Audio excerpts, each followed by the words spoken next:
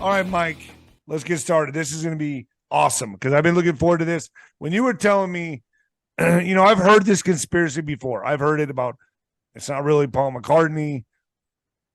And I ask, why would that be? I don't understand the agenda behind it, but you're going to explain all that to me. I mean, because this can lead to so many other things like Michael Jackson, Prince, Elvis. I mean, it opens the door for everything. It does. It does. The Beatles are foundational. When we talk about the pop culture, pop rock music, David, they are the foundation.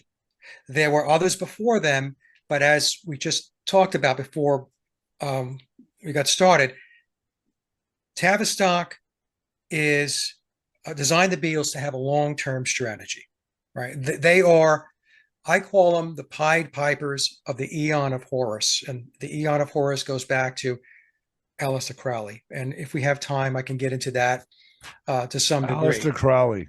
Yes, yes. So he's been behind most all these movements, correct? The social engineering of this. Yeah, Crowley is very important because of his eons, and he's held in very high esteem by those inside the pyramid of power. So you can call them whatever you want, the controllers, the Illuminati, and so on. So his religion of Thelema, which is Greek for will, is the predominant spiritual and religious philosophy of those within the pyramid. And that's why we hear, do as thou wilt. Nike's tagline, just do it. It's the same thing. If we go back in time, there was an old tagline going back into I guess it was the 60s and 70s. If it feels good, do it. These are all derivatives of do as thou wilt.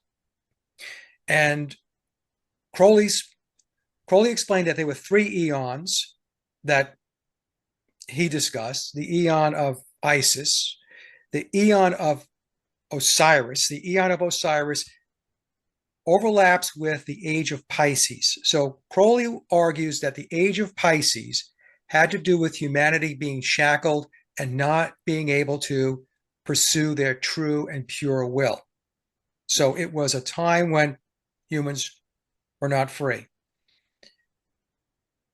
He claimed that the Aeon of Horus, which is the next Aeon, which he would equate with the age of Aquarius, which I shouldn't say he, but it overlaps with the age of Aquarius, is a time when all of that shackling goes away. People become unshackled.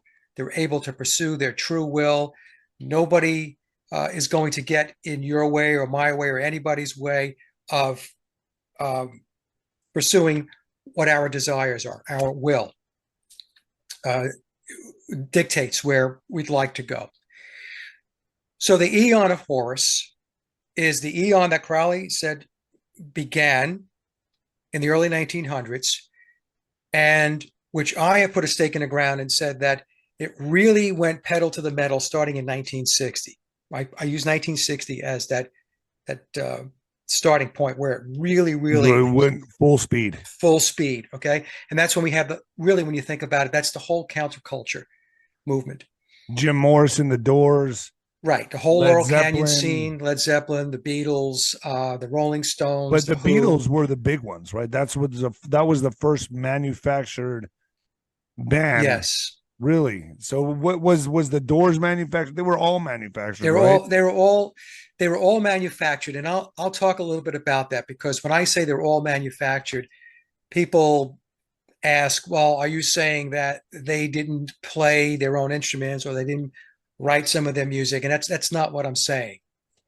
And with the Beatles, especially between 1962 and 66, based upon my research, let me ask you. Let me just cut in real quick for a second. Yeah. Let me because I'm kind of misunderstanding something here. Did the Beatles form their own band and then start making it and then got intercepted, or like the Doors, or like were they manufactured from the very beginning to be a group to be used for the CIA from the very get-go, or were they actually a bunch of guys that like wanted to start a band and they started making music and then they got taken and used for the occult or the CIA for nefarious reasons? Right. So if I look at the Beatles, I would argue that the Beatles, especially John Lennon and Paul McCartney, I believe it's very possible that they were in a mind control program early on in life. Maybe they're, 12, 13, 14 years old. And they were being handled and groomed at that point in time. Both Lennon and Paul McCartney, their mothers died very early in their lives. In John Lennon's case, his father just disappeared. And I believe that in Paul McCartney's place, biological Paul McCartney's place, his father had a lot to do with the handling and the grooming that was taking place, that would subsequently position them to be in that pool of resource that Tavistock is constantly scoping out.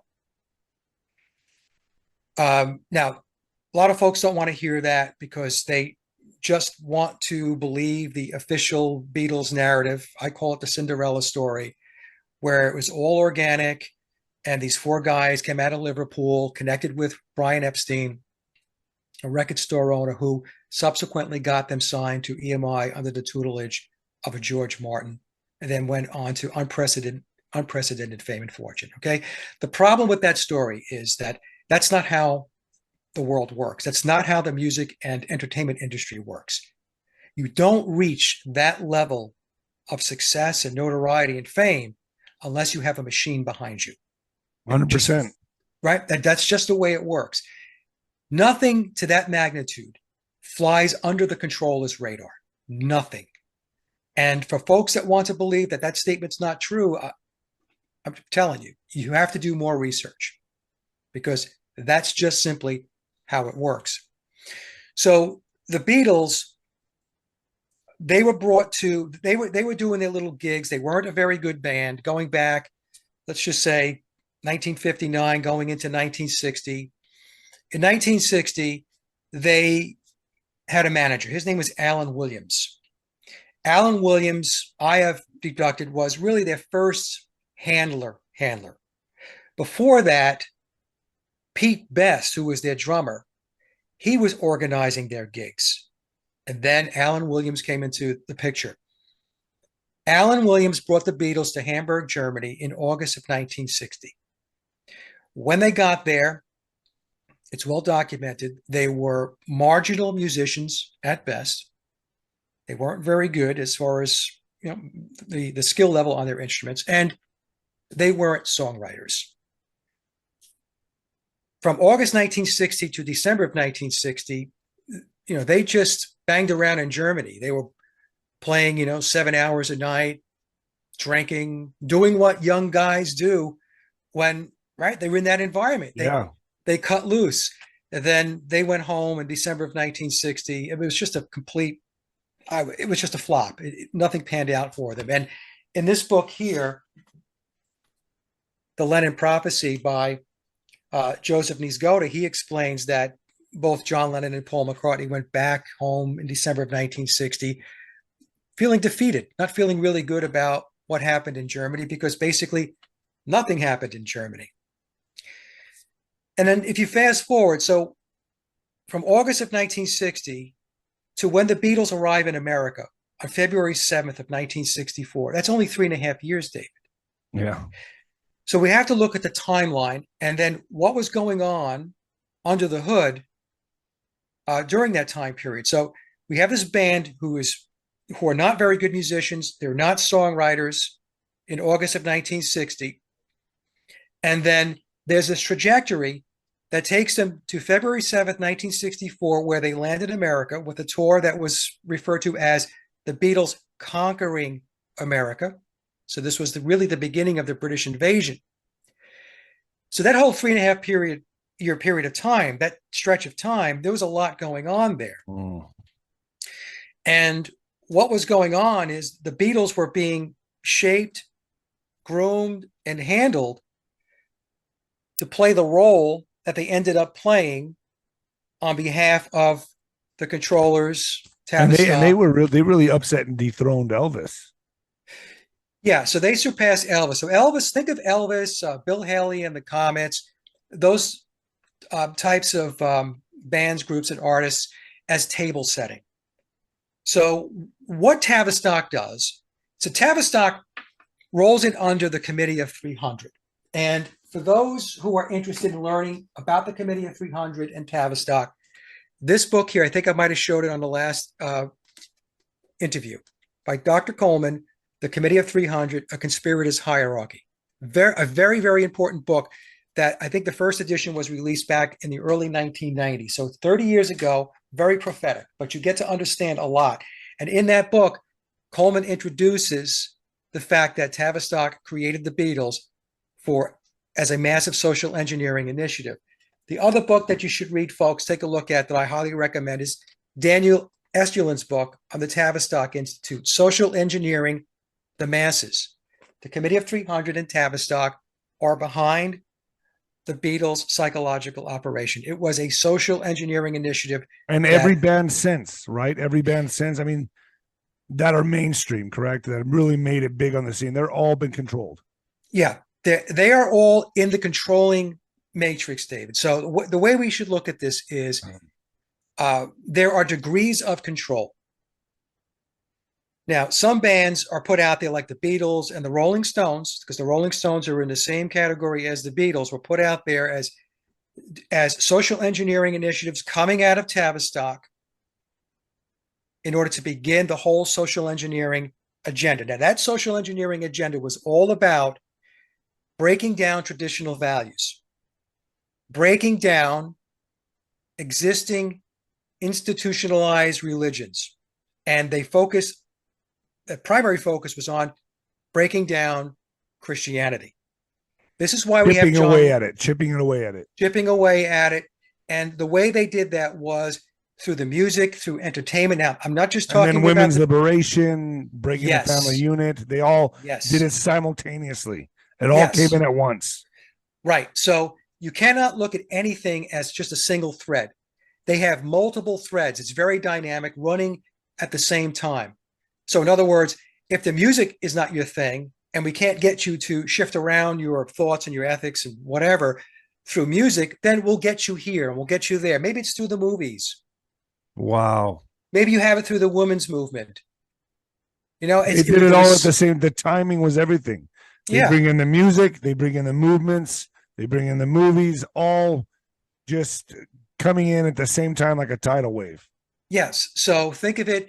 They always start at a very basic level because they have deemed this is a level we need to start at because this is what will be accepted by most of the population.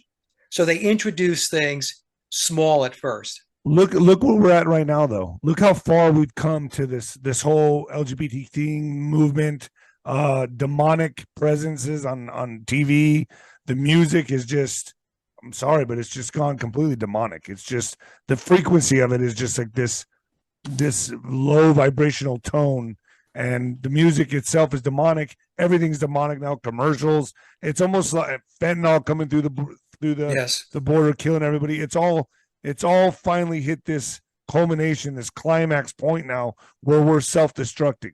That's what they've kind of led us to this point in time where we're at right now, right? Right. That's it. So think of it as like going upstairs. The first step is Bill Haley and the Comets. Second step might be Elvis. Then the third step, you get to the Beatles. And then you get to the British invasion. And then as you move along, now it's punk. Then it's glam. Then it's heavy metal. Then it's hard rock. It's techno. It's rap. It's hip hop. All of that stuff. So we've gotten to the point now, you and I talked before we got started here about sound. Now, sound is very important. I was listening to an interview by Alan Watt. Alan's not around anymore. He was did a lot of social commentary, and he was also in the music business for a long time. And in one of his interviews, he had mentioned that George Martin, who was the Beatles producer, was an expert in sound engineering.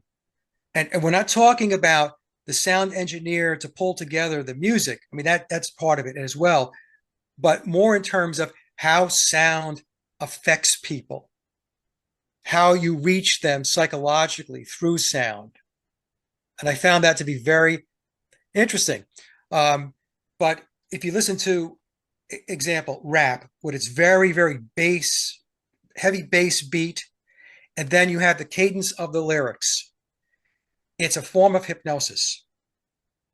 So with that constant beat, boom, boom, boom, boom, and then you start rapping lyrics, you've got a hypnosis process going. Right.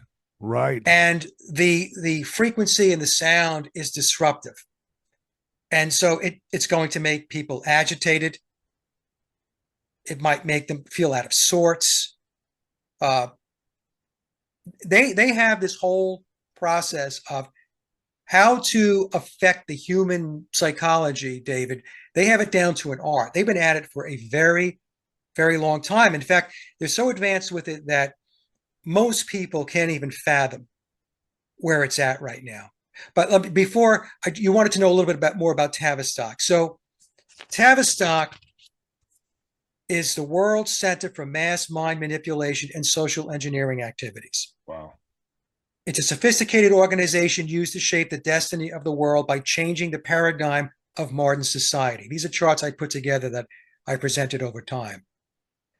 It has its control mechanisms in academia, multimedia, intelligence, medicine, especially the pharmaceutical industry. It has a range of disciplines which include anthropology, economics, organizational behavior, look at that as the international corporate structure, political science, psychoanalysis, psychology, and sociology. So its roots are everywhere. And again, folks, if you're interested, Daniel's book lays it out. It was written, I think, back in 2008, but you'll learn a lot from this book, a lot. And so everything that goes on in the entertainment industry, which includes music, it's all planned out.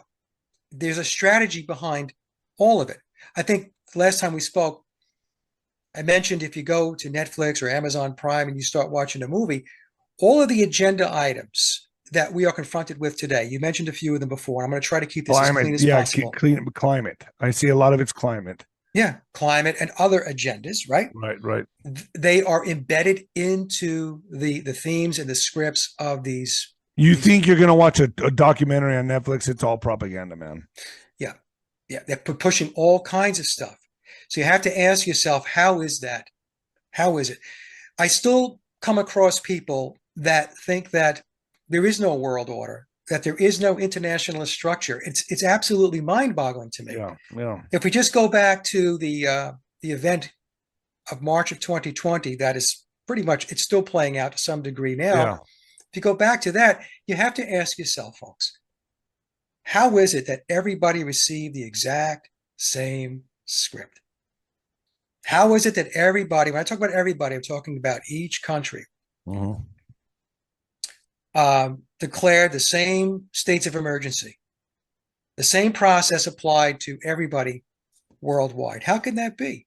If you don't think that there's an international structure in place. And just take a look at all the international structure. We have the International Monetary Fund, we have the World Bank, we have the World Economic Forum, the World Health Organization, the United Nations. They're there for a reason, and they've been there a long time. And the reason why they're there is to implement their strategy to usurp national sovereignty and bring about a one world order, or a new world order, with a one world religion, by the way. So that's what we're confronted with right now. When I was talking to Rick Ross, the real Rick Ross, and at the fights, and he gave me his book. He signed and gave me his book. He's talking about how they inundated the black neighborhoods with crack cocaine. Yes. At the same time as the hip hop music was coming through. The hip hop music controllers were also the owners of the private prison systems that the drugs were leading to. So all of it led as like a stream into the prison systems that they controlled. It's pretty fascinating, that how this all took place. And then I have other theories on this as well, but this is all an agenda. This is all to destroy and corrupt society so they can break us down and then rebuild us in their image, correct? Right. It's order from chaos. We've all heard that, right? So I want to you mentioned hip hop. So this article comes from AARP, which is loaded up with propaganda for seniors, loaded up. Yeah. So this article, I'm not going to read the whole thing, but I want to show folks, I want to read it to you so that you can understand how this is completely set up. So it's 50 years of hip hop. So that's what they're celebrating. What emerged from a simple party in 1973 has evolved into a global cultural movement. Everything is global. Now, I'm going to read this, and then hopefully most folks will be able to pick out the problem with what I'm going to read here. It all started on August 11th, 1973. An 18-year-old Clive Campbell and his younger sister Cindy hosted a dance party billed as a back-to-school jam in the rec room of an apartment complex at 1520 Sedgwick Avenue in the Bronx, New York. The details are now the stuff of legend.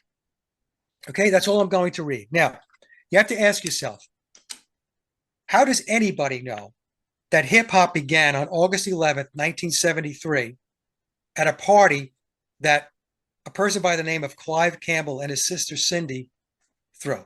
Yeah, it's impossible to know.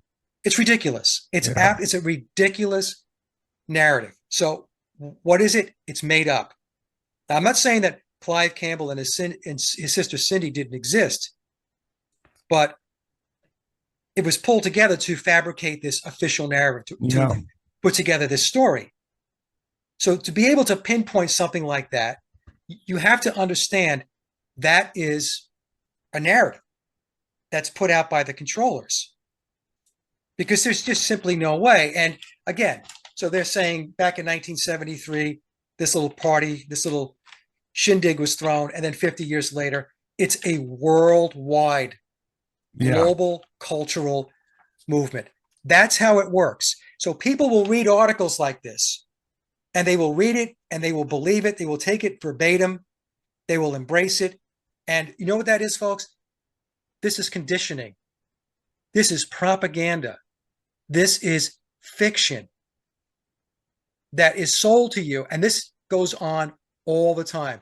I'm just using this particular article as an example. And you know, for my audience too, to understand this, even what's so important about music is its vibration, correct, Mike? It's vibration. And that Japanese scientist, I forget his name, that showed that water responds to intent and vibration, that it changes the molecular structure, either good or positive or negatively, is the same with music and intent. So what we're listening to, we are water. We were made, what, 75, 90% water? I'm not sure the exact number, but we change with vibrational intent. So whatever they're pushing through the airwaves is changing our molecular structure, correct? Yes, it absolutely is. And that's the other thing. They want people to believe you're just a sack of, skin and bones. But we are electrical beings, and we respond, positive or negative, to frequency and vibration. Like David just said, I forgot that doctor's name too, for the life of me. But Miko something. I could be wrong, but he did. He did these tests with the water, and he showed how when you put a label on the water that said love, how the water reacted to that, and in a very positive and beautiful way. And then if you took a label and you put hate on it, how it got all distorted, and it looked very dysfunctional. But music is the same way. Now, you're going to hear debates in the alternative media and just across the internet about the frequency of music. So going back, I think it was the 1950s, when I say they, I forgot which association it was, but they determined that tuning the note A to 440 hertz was going to be the industry standard now. So A equals 440. So in fact, for those of you who are musicians and for those of you who are not, this is a tuner, guitar tuner that goes on your headstock.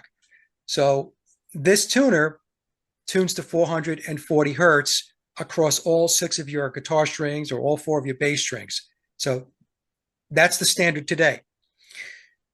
However, there are those who've done research that will say that 440 is a disruptive frequency. it's not a frequency that is in harmony with the human frequency.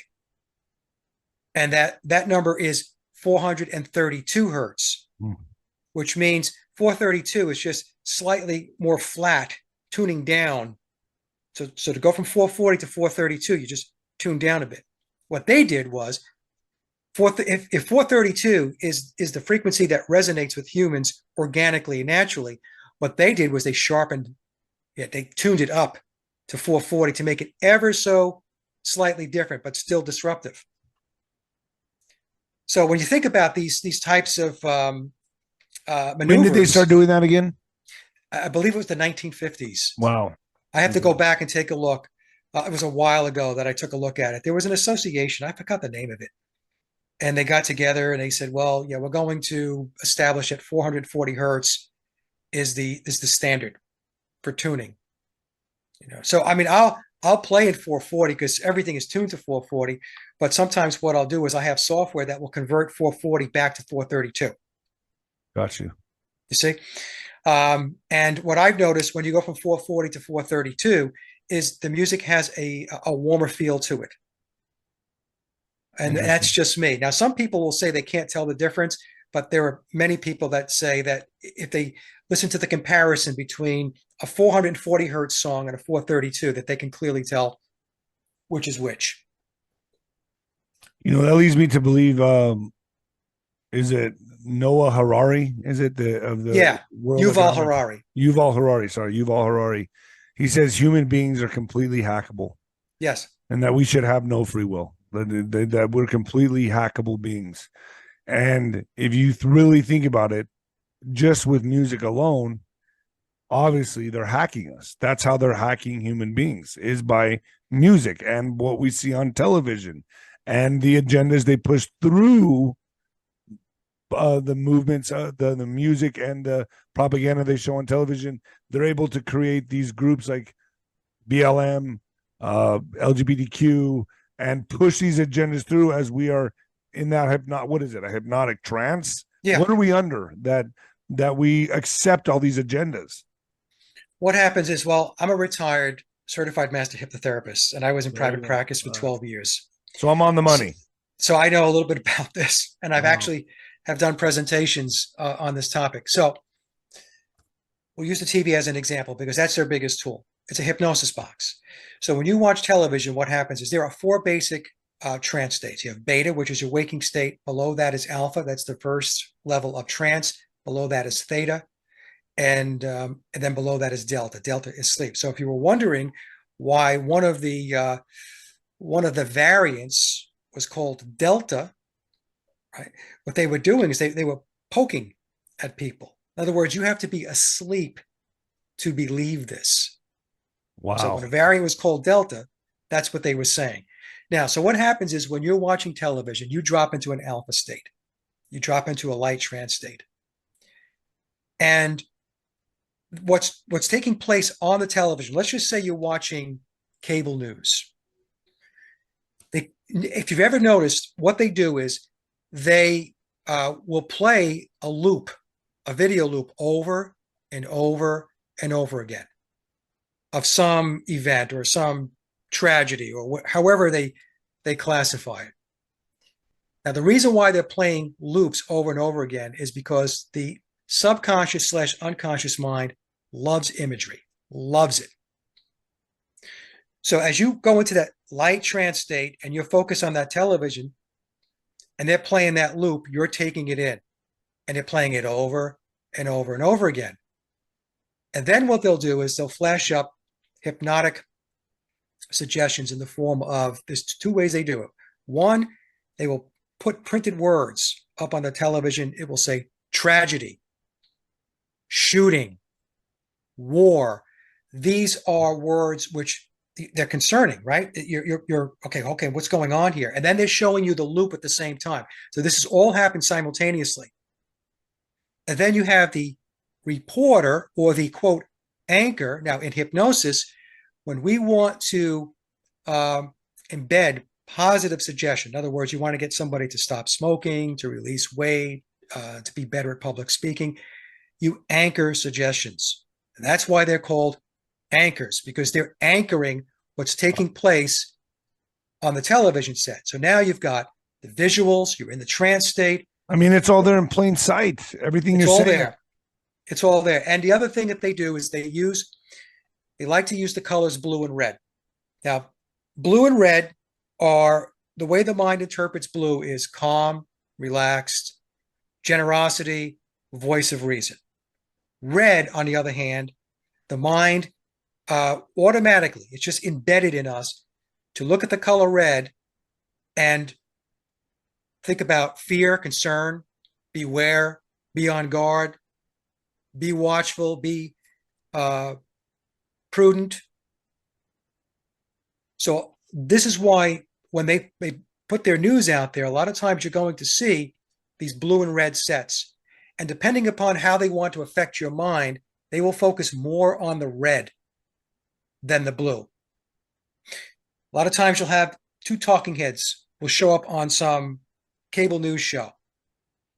And you might have one guy who has a red tie on and the other guy has a blue tie.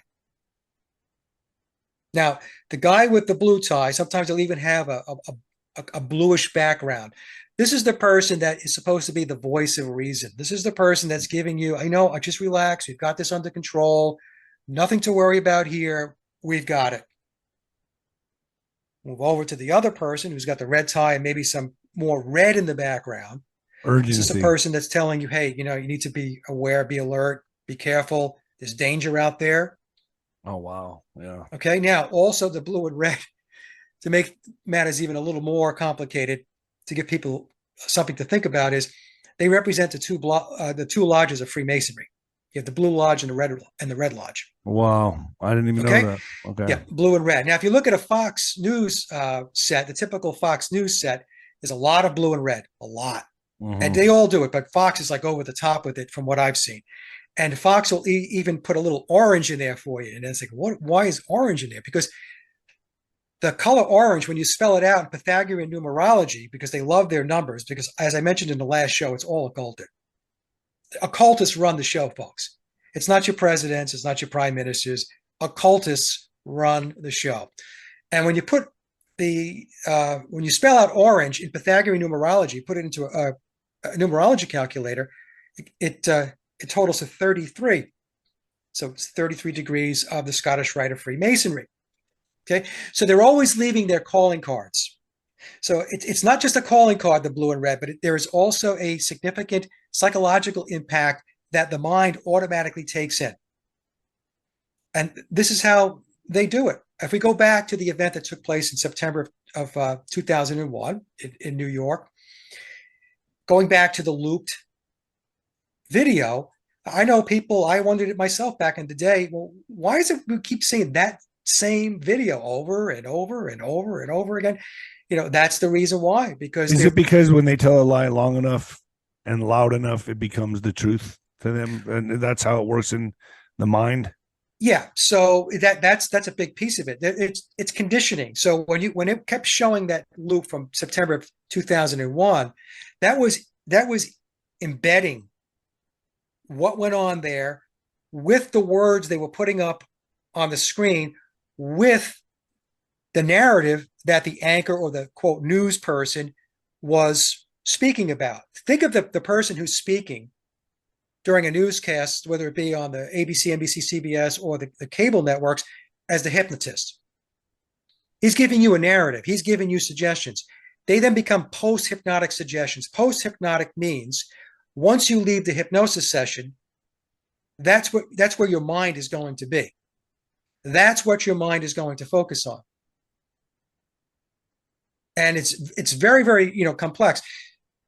That particular event was a trauma-based event, trauma-based mind control event, as is so many other events that took place. March 2020, the same thing. It's the same thing. The same process. And that's why they call it a television program. Yeah, because it's programming you. It's programming you. It's programming you to be docile. It's programming you to believe things that aren't true. Because if you think about it, most people, when they're sitting in front of a television, including myself, sometimes I fall asleep. It puts me to sleep. So I know that's hypnosis. Yes. Correct? Yes. The television had one single objective from day one. They knew at some point it was going to be able to be their biggest tool in their toolbox to condition people. They knew it from day one. And like I said, they start simple.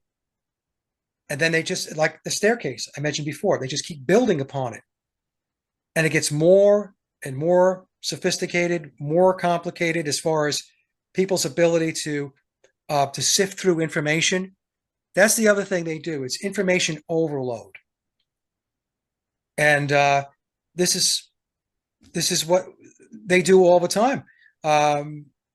In hypnosis, so if you have a client that is not able to go into hypnosis easily, let's say a lot of times this will happen when somebody is in a career where, like an accountant or somebody who does coding, they're very, very analytical. Yeah. So what we do is a technique called the confusion technique. So the confusion technique, what that does is that dishes out to the subconscious mind issues or situations or circumstances that are very difficult to reconcile. In fact, sometimes it's not even, there is no reconciliation. There is no answer. But the conscious mind will try to figure out what the answer is. And even though there is no answer, it can be this, this, or that, but the conscious mind is trying to make sense out of it. What happens is the conscious mind gets to a point where it cannot make sense out of it. And what does it do? It backs out. It backs out of that process of trying to figure it out, and it slips below and allows the subconscious mind to emerge. And that's another technique that they have, the confusion technique. Where for subconscious basically doesn't know how to disseminate. It takes everything as truth, right? Am I correct in saying that? The subconscious? Right. Whatever suggestions you give it, it will take as truth, correct? Not always. The subconscious mind can reject suggestion. So some hypnotists will say that the subconscious or the unconscious mind goes both ways. I call it the inner mind. It will take things literally, but the thing is, the subconscious / unconscious mind or the inner mind can reject suggestion. I know this because, like I said, I was in practice for 12 years, and I was very good at what I did. So the way the mind works, David, think of it as a hard drive on a computer. This is the analogy, and this is how it works. So as you go through life, what happens is there are certain events that take place. And when those events take place, especially when you're younger, those events write files to your hard drive. So if you were scared or traumatized as a kid, those files get written. All right. And the more you use those files, the more prominent they become, the larger they become. And it starts to dictate your behavior.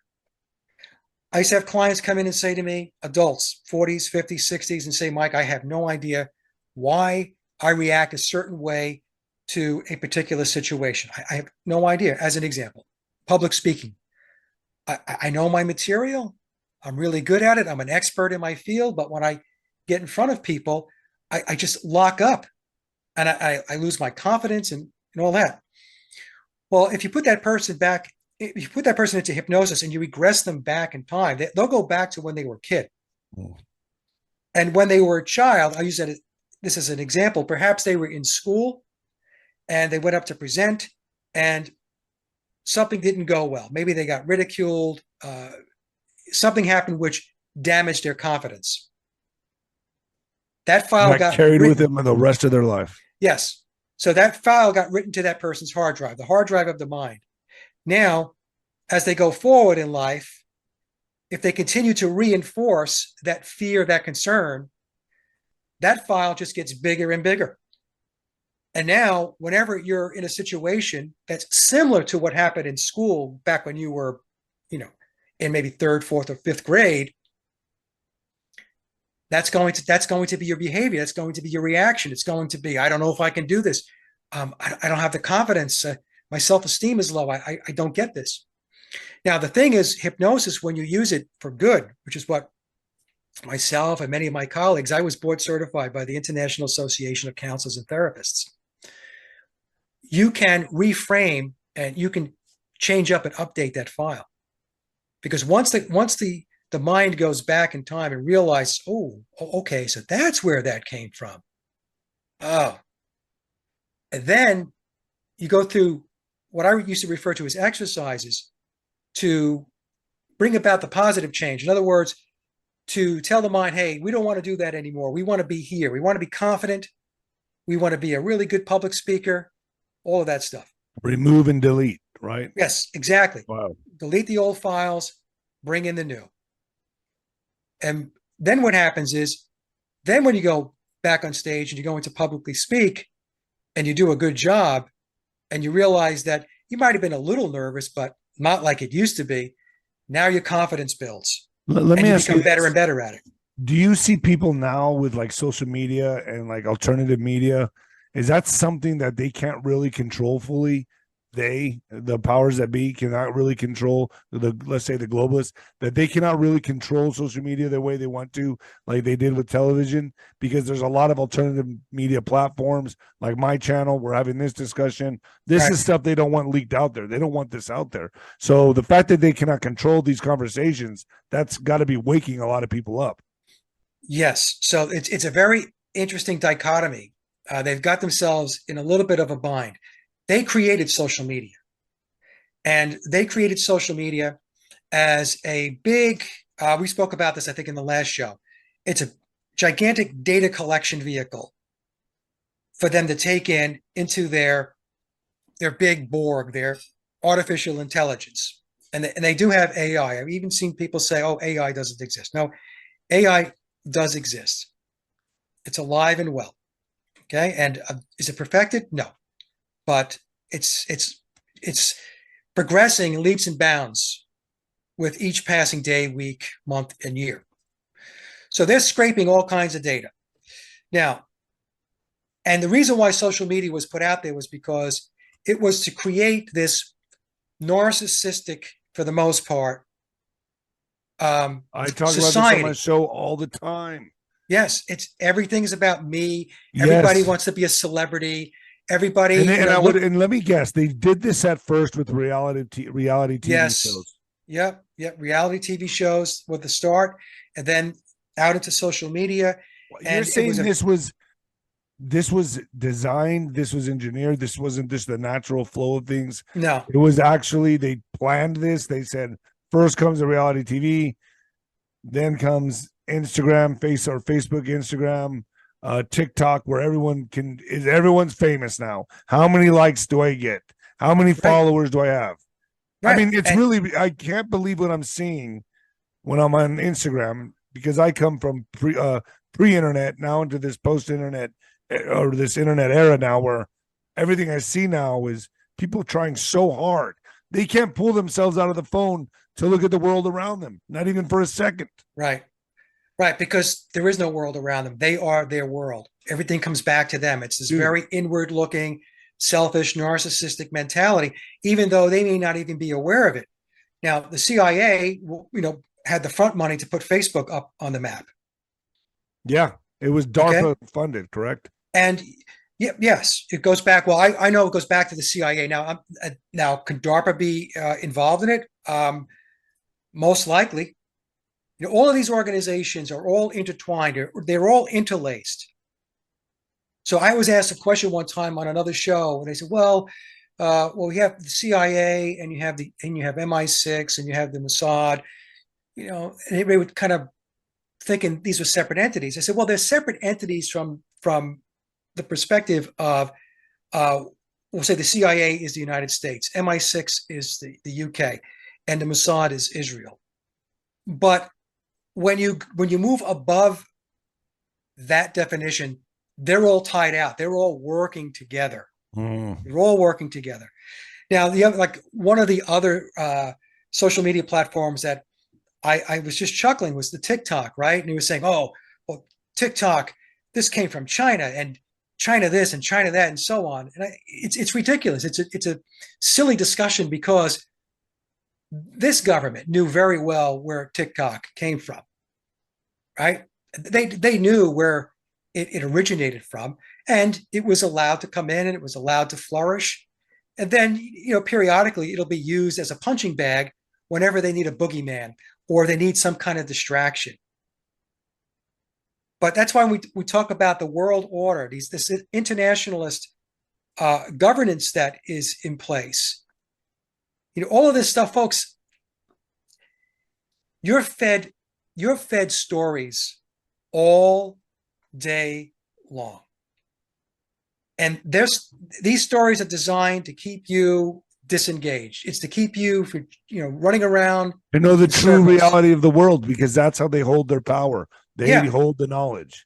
Yeah. They want things. They keep us under this hypnosis, correct? Yes. They want you to chase your tail.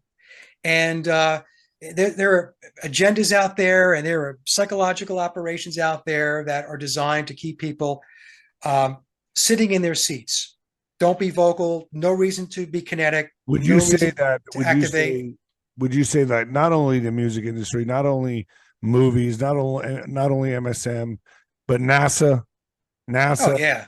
Would you say Sigmund Freud worked for them? Would you say Darwin? Would you say all of it's under the same thing? I mean, it's just a big psyop. It's all a lie, David. It's all a lie. Let me talk about NASA. NASA's role, first and foremost, is black ops. It's not about a space program, right? That's the fodder that they give to the gullible masses about rocket launches, and they supposedly sent another probe or whatever around the moon again.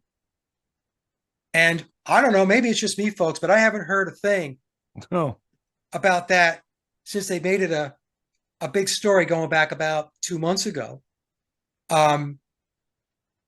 Jack Parsons with the Jet Propulsion Laboratory was a disciple of Aleister Crowley.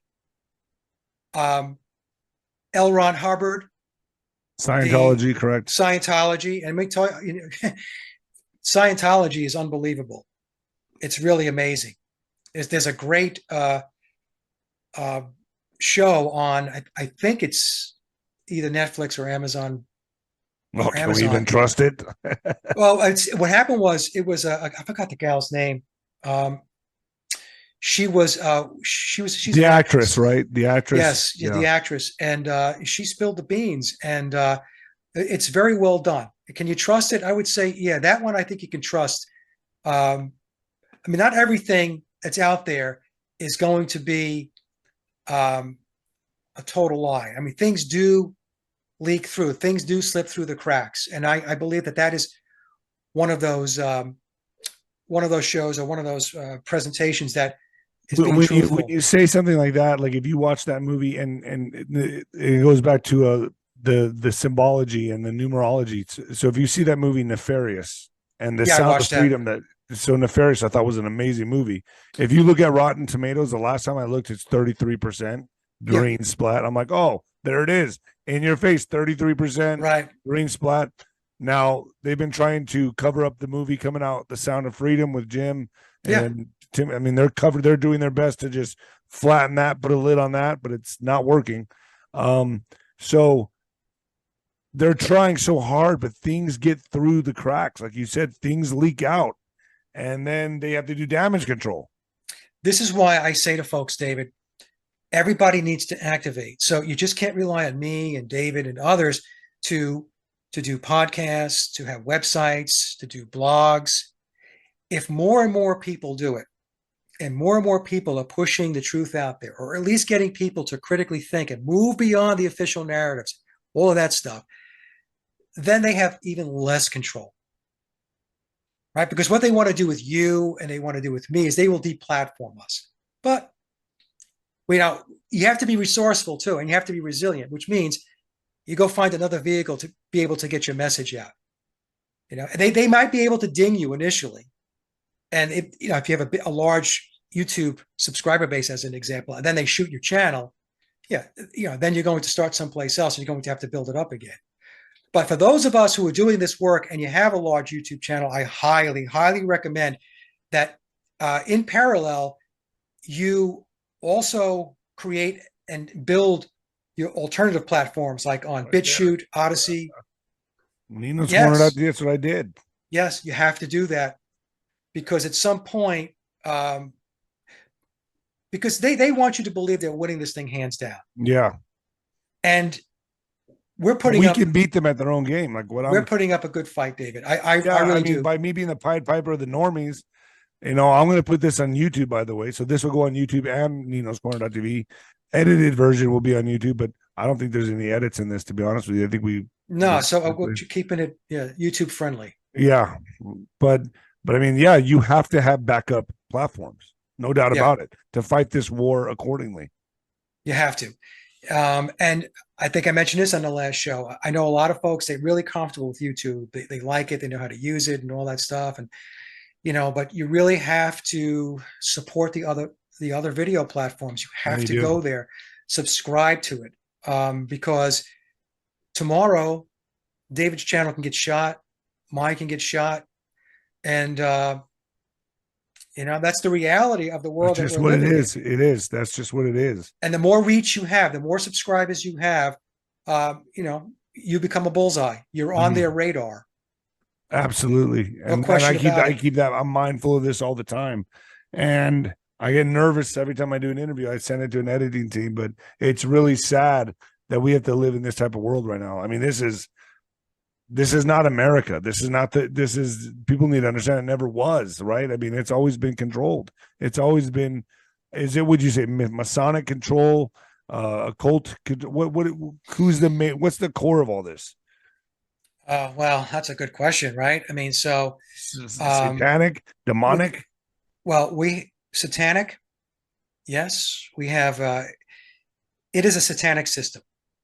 Okay. And, but it all goes back. We look at the Freemasons, the Masons, and it being a Masonic system. The United States was actually founded by Freemasons. Yeah.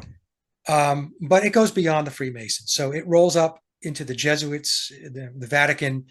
It goes up through the Black nobility, which was, evolved back during the days of Rome. It goes back to Babylon. So the way I look at this is people like to say, okay, who is the controlling party in this whole thing? And what I've concluded is, in all likelihood, it probably all goes back up through the crown, ultimately goes up through the crown. Above the crown, I'm convinced that there are unseen forces that are involved. And some people might think that's crazy, but I'm convinced that that's the case, because a lot of what's going on, folks, it's not pro-humanity. No, I agree with you. The evil that's going on comes from someplace else. It doesn't come from a human being. No, it doesn't come from. I agree with you 1,000%. Yeah. So you have principalities and entities. What is it? The Bible discusses this. This is, we're not fighting anything of the flesh, right? This is something that's out of our scope of our five senses. I believe, whether it's highly intelligent, look, let's just say it, extraterrestrials, whether it's demonic souls, presence. I don't know. It's a force though that hates humanity. It absolutely hates humanity, right? Yeah, that's the conclusion I've come to, because take a look around and take a look at what's going on. The perpetual wars, as an example. I mean, the perpetual wars are nothing more than it's a blood sacrifice. That's really what it is. It's to send your children, your sons and daughters out to war to spill blood. That's in masses. That's that's blood sacrifice stuff. And a lot of people don't want to hear that either, because they're bought into the whole freedom. Military freedom. We got to preserve democracy. None of this stuff is about preserving your freedom, your liberty, or democracy. And it's not even supposed to be a democracy. We're supposed to be a republic, not a democracy. It drives me crazy when people keep using the word democracy. But you're not free. Okay. Anybody who thinks they're free, you're not free. In fact, 4th of July, what I do on my blog, I've been doing this for years now. I put Happy Dependence Day. Yeah. Yeah. Because we're not independent. This country lost its dependence. I mean, its independence going back. If you have to put a stake in the ground with the Act of 1871, when they formulated the District of Columbia, a sovereign city state. Right. Yeah. That came right after the Civil War. The Civil War was not about slavery. I'm not saying slavery didn't exist, but slavery was the story you were sold. That's how they got the blacks to fight as well, correct? That's how they got everybody to fight. Right. And it was all about the oligarchs. It was at the time the international bankers wanting to disrupt this thing called the United States of America and the principles that America had put in place, the founding fathers had put in place. And our principles, when this country was put together, weren't in sync with what the internationalists wanted. So the Civil War was designed, intentionally designed to create hostilities and to break the nation into two. And then once the war was over, money was exhausted. And that's when the bankers came in and said, you know what, we'll fund you. We'll loan you money to rebuild your war-torn country. Well, after that, it was the Act of 1871. And then 40 years after the Act of 1871, we had the Federal Reserve Act of 1913. 1913, yeah. And that's when it was all over with the Federal Reserve Act. Because, folks, the Federal Reserve is a private bank run by the internationalist oligarchs. Okay? And they're charging interest on the money. And it's gotten to the point now, it got to this point a long time ago, where all of your taxes are not even covering the interest, the alleged interest on the loans.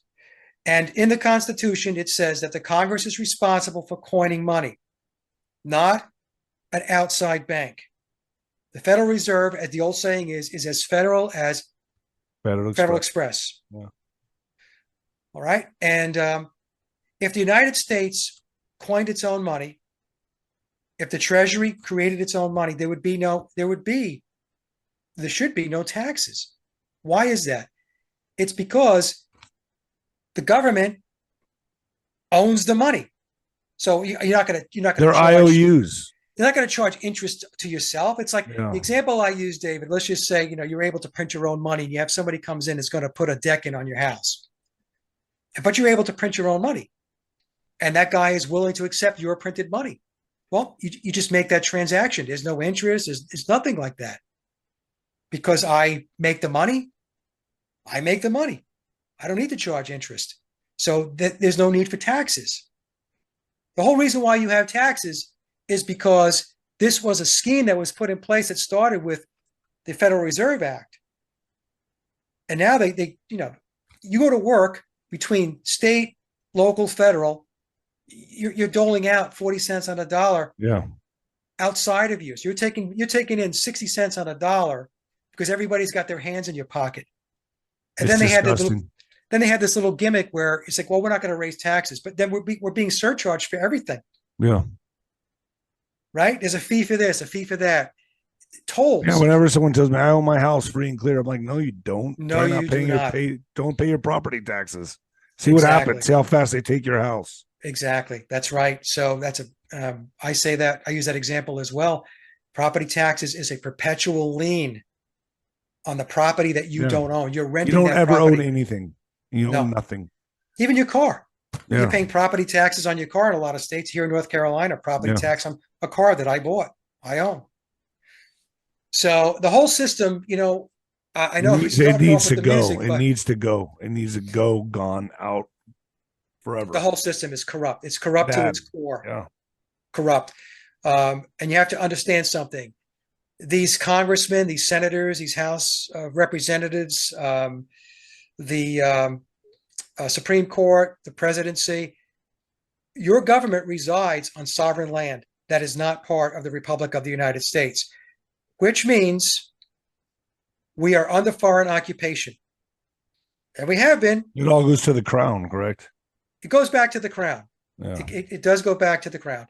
And, it's like lawyers, they take an allegiance to the bar. The bar goes back to the crown. Yeah. When you go into court, there's no constitution. The courtroom is ruled by admiralty and maritime law, but you just don't know that. In fact, most lawyers don't even know that. No, they don't. And there are judges that, in all likelihood, don't even know. They just operate within the system that they were brought into. So the whole system is upside down, and what people have to do is you have to question everything. If what most people do, what I found, David, is they cherry pick what it is they want to let go of and what they want to hold on to. I see this all the time. I mean, not to go back to the music. Well, I go back to the Bible. I go back to like the music as an example, right? So I talk, about the music industry and what it's all about, and people will say to me, "I agree with you, Mike, except this band here, who I like, I don't think that they have been tainted by this system at all. I think that they were organic and all that." I'm like, that's not, no. They're all tainted by it. They're all touched by it, all of it. So as long as we continue to make exceptions, this system will continue.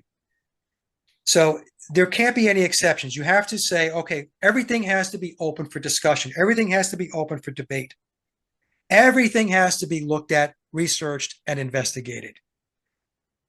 And if you have little pet projects or pet beliefs that you have, really, you got to say, okay, I need to take a look at that. And it could be very uncomfortable. I'm not saying it's not uncomfortable. It could be very uncomfortable because people want to believe these things, And I don't get into the religion discussion because a lot of people really get irritated. But that's where it all began. Even religion, we have to question. Yeah, we have to question religion. We have to. Well, that was really the conception of all of this was religion. That was the first form of control, really, correct? Yeah. Well, we can go into that into a whole nother discussion. Yes. And we do have to take a look at religion. It's core to what they did with religion. I'll do this real quick.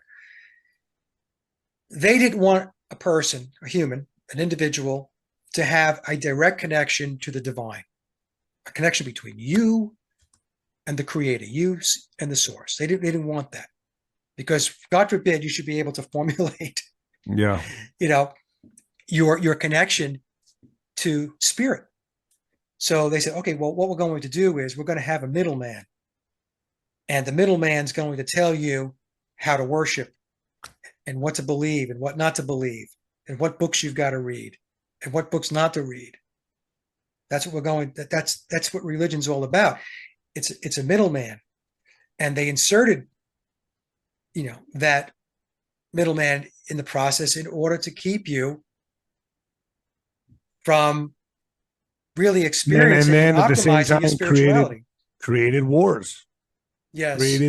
Created their desired harvests from the warring against each other. Whose religion's right? Right. Look at the Crusades. Yeah. With the Crusades, I don't know. It's we have to really take a step back, and some people are waiting and waiting and waiting because somebody's going to show up and fix everything. And my attitude is, and my approach is that God helps those who help themselves, and they're extensions of the divine. You have to move off the dime, and because I can't do this by myself. You can't do this by yourself. We can get the word out. We can make people aware. But like I mentioned before, if we can increase drastically the number of people who are putting information out versus watching, being spectators, right, then they really have a control problem. They're having a control problem now, but we can really give them a real control problem. How are they going to squash everything? They can't squash everything. They can't. So anyway, we I got a long ways from the Beatles on that, but that's okay. Folks, yeah. Mike, where can people find you? Sage of Quay and Rumble? Yeah, Sage of Quay. Just go to my hub website, Sage of Quay, SAGEOFQUAY.com. And all of my platforms are there. I just released a new album, No More Gods. You can listen to it and download it on Reverb Nation and my SoundCloud. Just go there. I'm going to put this on ninoscorner.tv right now, and then I'm going to put this on YouTube later. So I got to send it to my editing team, make sure we didn't say anything fucking crazy. But I understand. But this is going on ninoscorner.tv, and then it will be on YouTube. So, Mike, thanks. This is you're welcome, David. So eye-opening. Let's do another one, man. Let's do religion anytime. next. Okay. All right, Mike. Thank you so much, man. God bless you. Bye-bye, folks.